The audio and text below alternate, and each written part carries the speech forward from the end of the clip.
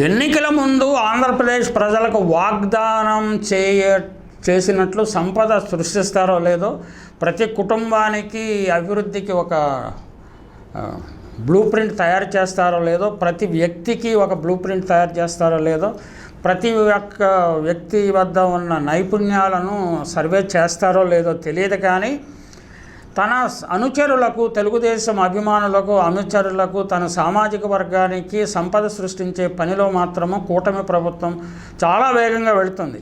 ఆ కృషిలో భాగంగానే అత్యధిక ఆదాయం వచ్చే రూట్లలో బస్సు స్టేషన్లను పెట్టుబడిదారులకు అప్పగించేందుకు ప్రభుత్వం ప్రతిపాదనలు తయారు చేస్తున్నట్టుగా వార్తలు వస్తున్నాయి. అలాగే స్థలాలను కూడా లీజుకి ఇచ్చేస్తారు. బస్ స్టేషన్ ఆవరణలో ఉన్న విలువైన ఖాళీ స్థలాలను సైతం కార్పొరేట్లకు అమ్మేందుకు అడుగులు వేస్తున్నట్టు వార్తలు వస్తున్నాయి. ఇది ఇంకా ధృవపడని వార్తలు. అవసరమైతే 15-20 ఏళ్ల పాటు ఆయా స్థలాలకు లీజు పేరుతో ప్రైవేటు వ్యక్తులకు కట్టబెట్టే యోచనలో ప్రభుత్వం ఉన్నట్లు తెలుస్తోంది. అంటే ఒకసారి ప్రైవేట్ లీజుకి ఇస్తే దాన్ని శాశ్వతంగా లీజుగా మార్చేస్తారు, లేకపోతే మధ్యలో నిబంధనలు మార్చేస్తారు. అది జాతీయ స్థాయి నుంచి రాష్ట్ర స్థాయి వరకు మన రాజకీయ పార్టీలు, ప్రభుత్వాలు అన్నీ చేస్తున్న తతంగాలే. అయినా ఏంటంటే ఈ ఆంధ్రప్రదేశ్లో కానీ భారతదేశంలో కానీ ఒక చైతన్యవంతమైన ఒక మధ్యతరగతి, సామాజిక చైతన్యం ఉన్న మధ్యతరగతి లేకపోవడం వల్ల ఎవరి ఇష్టం వచ్చినట్లు పాలకులు తమకు ఇష్టం వచ్చిన నిర్ణయాలు తీసుకుంటూ తమ ప్రభావంలో ఉన్న మీడియా ద్వారా తమకు నచ్చిన విధంగా ప్రజల ఆలోచన ధోరణిని మార్చేస్తున్నారు. అది సరికొత్త విషాదం తెలుగు జాతికి. ఆర్టీసీకి రాష్ట్ర వ్యాప్తంగా 1979 ఎకరాల భూమి ఉంది. ఆర్టీసీకిలో 46,523 మంది ఉద్యోగులు కూడా పనిచేస్తుండగా వారికి 129 బస్సు డిపోలు, 420 బస్ స్టేషన్లు ఉన్నాయి. నిత్యం ఆర్టీసీ ద్వారా 44 లక్షల మంది ప్రయాణికులు రాకపోకలు సాగిస్తున్నారు. చంద్రబాబు నాయుడు 2004లో అధికారంలోకి వస్తే అప్పటే ఆర్టీసీని ప్రైవేటైజ్ చేయాలని ఒక బ్లూ ప్రింట్ తయారు చేశారు. రామోజీరావు, చంద్రబాబు కలిసి ఆ బ్లూ ప్రింట్ని అమలు చేసేవారు. కానీ వారి దురదృష్టం కొద్దీ రాజశేఖర రెడ్డి అధికారంలో రావటం, ఆర్టీసీని బలోపేతం చేయటం, 2009లో అధికారం రావటం, ఆర్టీసీని బలోపేతం చేయడానికి చర్యలు కొనసాగించడం, ఇవన్నీ జరిగిపోయాయి వారి దురదృష్టం. అయితే ఇప్పుడు కూటమి ప్రభుత్వం ఇక్కడ అధికారంలో ఉంది. వీరికి మద్దతుగా వత్తాసు పలికే ప్రభుత్వం కేంద్రంలో ఉంది. బీజేపీ పాలితంగా దేశం నడుస్తోంది. ఇద్దరు ప్రైవేటు మంత్రం జపించేవారే కాబట్టి ఇక్కడ వారికి ఎదురే లేదు. రాష్ట్రంలో విజయవాడ, గుంటూరు, విశాఖ, ఒంగోలు, నెల్లూరు, తిరుపతి, చిత్తూరు, కర్నూలు ఉమ్మడి జిల్లాల్లో పలు ఆర్టీసీ బస్ స్టేషన్లు ఖాళీ స్థలాల విలువ కోట్లలో ఉంటుంది. దీంతో ఆయా బస్ స్టేషన్లో కార్పొరేట్లు పరిశీలిస్తున్నారు. అంటే వాళ్ళు ల్యాండ్ కొనండి, దాన్ని డెవలప్ చేయటము, దాంతో అంటే మరి ఆ అగ్రిమెంట్లు కుదుర్చుకునేటప్పుడు జాగ్రత్తగా ఉంటే ప్రైవేటైజ్ చేయడం వల్ల అన్యాయం జరగదండి. కానీ ప్రైవేటు వ్యక్తుల సంపద పెంచేందుకే అగ్రిమెంట్లు కుదురుస్తున్నారు. అది చాలా దురదృష్టం. అది దానికి ఒక effective media, effective social media, effective social యాక్టివిస్టుల బృందాలు పనిచేస్తే తప్ప ఇది ఆగేది కాదు. వాటిని న్యూట్రలైజ్ చేయాలి, ఏం చేయాలో పాలకులకు బాగా తెలుసు.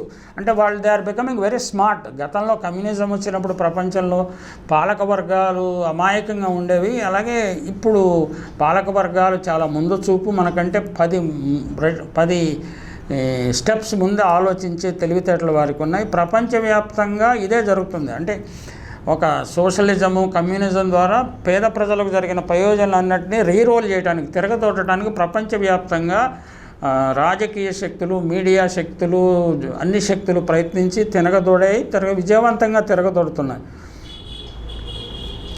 ఇది అంటే భవిష్యత్తులో మరి దేనికి దారి తీస్తుందో మనకు తెలియదు. ఇది ఇలా అంటే వాళ్ళ ఆలోచనలు ఎట్లా ఉంటాయంటే ప్రతి దశలోనూ, ప్రతి స్టెప్లోనూ ప్రైవేటుకి ప్రయోజనం చేకూర్చటమే. అంటే జగన్మోహన్ రెడ్డి ప్రభుత్వం అధికారంలో ఉన్నప్పుడు ప్రైవేటు స్కూళ్లకు కాకుండా ప్రభుత్వ పాఠశాలను స్ట్రెంగ్తన్ చేసి పేదలకు విద్యను అందుబాటులో ఉంచి పిల్లల్ని స్కూళ్ళకు పంపించే ప్రయత్నం చేశారు. ఇప్పుడు దాన్ని తిరగదొట్టడానికి సర్కారు బళ్లకు తాళాలు వేయాలని ఆలోచన చేస్తున్నారు. 60 మంది కంటే తక్కువ విద్యార్థులున్న స్కూళ్లను మూసివేయడానికి రంగం సిద్ధమవుతున్నట్టు వార్తలు వస్తున్నాయి. దీంతో 32,596 ప్రైమరీ స్కూళ్లలో చదువుతున్న పిల్లలపై ప్రభావం పడనుంది. కూటమి సర్కారు నిర్ణయాలతో వేలాది బడులు మూతపడే అవకాశాలు ఉన్నాయి. 1 నుంచి 5వ తరగతి చదవాలంటే 5 కిలోమీటర్లు వెళ్లాల్సిందేనన్న ప్రశ్నలు తలెత్తుతున్నాయి. విలీనం పేరుతో భారీగా స్కూళ్లను కుదించేందుకు రంగం సిద్ధం చేస్తున్నారు. ఎంఈఓల ద్వారా టీచర్లపై ఒత్తిళ్లు, పాఠశాల కమిటీలతో చెప్పాల్సిందేనన్న బాధ్యత టీచర్ల మీద పెట్టినట్టు కూడా ప్రచారం జరుగుతుంది. ప్రచారంలో ఎంతవరకు నిజమన్నదో తెలియదు. ప్రభుత్వ లెక్కల ప్రకారం ప్రస్తుతం రాష్ట్రంలో 1 నుంచి 5 తరగతులు కొనసాగుతున్న 32,596 ప్రాథమిక పాఠశాలలో కేవలం 17% స్కూళ్లలోనే 60 మందికి మించి ఎన్రోల్మెంట్ ఉంది. నిజానికి 60 మంది కంటే తక్కువ ఎన్రోల్మెంట్ ఉన్న పాఠశాలల చుట్టూ ఉన్న సామాజిక నేపథ్యము, వారి పరిసరాలను పరిశీలిస్తే వాళ్ళకి ఎక్కువ పాఠశాల విద్య అవసరము. ఆలోచనే మానేసి వారికి చదువు నుంచి దూరం చేయడానికి కూటమి ప్రభుత్వం కుట్రపూరితంగా కూట రాజకీయాలు చేస్తున్నదని నిస్సందేహంగా చెప్పవచ్చు. మిగిలిన 83% స్కూళ్లలో విద్యార్థులు 60 మంది కంటే తక్కువగా ఉన్నారు. అంటే 83% స్కూళ్లలో చదువుతున్న విద్యార్థులపై విలీనం ప్రభావం పడనున్నట్లు స్పష్టమవుతుంది. అంటే దీనిపై స్పష్టమైన అధికారిక నిర్ణయం తీసుకున్నారా, నెక్స్ట్ అకాడమిక్ ఇయర్ చేస్తారా అనేది చాలా స్పష్టంగా లేదు. ఇంకా ఖచ్చితంగా పబ్లిక్ ప్రొటెస్ట్ లేకపోతే, ప్రజలు ఈ అంశంపై ప్రభుత్వాన్ని ప్రశ్నించకపోతే ఖచ్చితంగా ఆ వైపు ఆలోచన చేసి ఆ రకంగా ఆలోచించేసే ప్రభుత్వమే ఇప్పుడు పాలకుల్లో ఉన్నారు. అదే లోకేష్ బాబు గారు కానీ, చంద్రబాబు గారు కానీ, ఇంక్లూడింగ్ పవన్ కళ్యాణ్ గారు కానీ ఇలాంటి ఆలోచనలు చేసే వ్యక్తులే. కాబట్టి ప్రజల్లో అనేక అనుమానాలు ఉన్నాయి. ఈ అనుమానాలు అబద్ధం కావాలని కోరుకుందాం.